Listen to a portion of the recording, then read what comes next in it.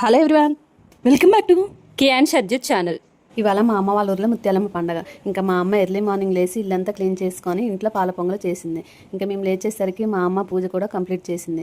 ఇంకా మన ఇంట్లో ఉండే ముత్యాలమ్మ దేవుళ్ళు ఉంటారు కదా, పసుపు రాసి కుంకుమ పెట్టి ఇలా పాల పొంగలు దేవుడి దగ్గర పెట్టింది. ఇంకా బయట ఉండే దేవుళ్ళకి కూడా పసుపు రాసి కుంకుమ పెట్టి ఇంకా పాయసం ఇంకా వేపాకు పూలు అలా పెట్టి ఇక కోని కోసారు. ఈ గేదెలన్నీ చేనికి వెళ్ళేలోపు అందరు ముత్యాలమ్మ పెట్టుకోవడం అయిపోవాలి. అందుకే అందరు పొద్దున్నే 9 ఇలా కంప్లీట్ చేస్తారు.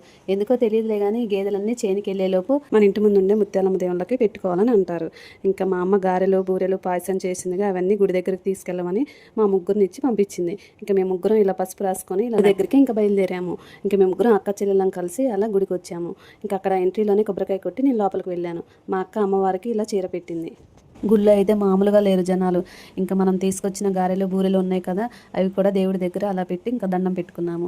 చాలా ఇయర్స్ తర్వాత వచ్చాము ఇక్కడికి, మా ఊర్లో ఉండే ముత్యాలమ్మ గుడికి. అప్పుడెప్పుడో ఇలా మా అమ్మతో కలిసి వచ్చేవాళ్ళం. ఇంకా ఇప్పుడు మేము ముగ్గురం కలిసి రావటం ఇదే ఫస్ట్ టైము.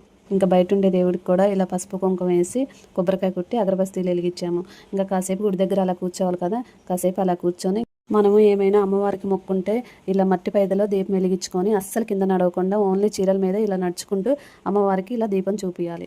ఇంక ఇక్కడ పూజ కంప్లీట్ కాగానే ఇంటికి వెళ్ళిపోయాం. మేము వెళ్ళేసరికి మా అమ్మ చికెన్ బిర్యానీ చేసింది. ఇంకా తిన్నాము. వీడియో నచ్చితే లైక్ కొట్టండి. Bye bye.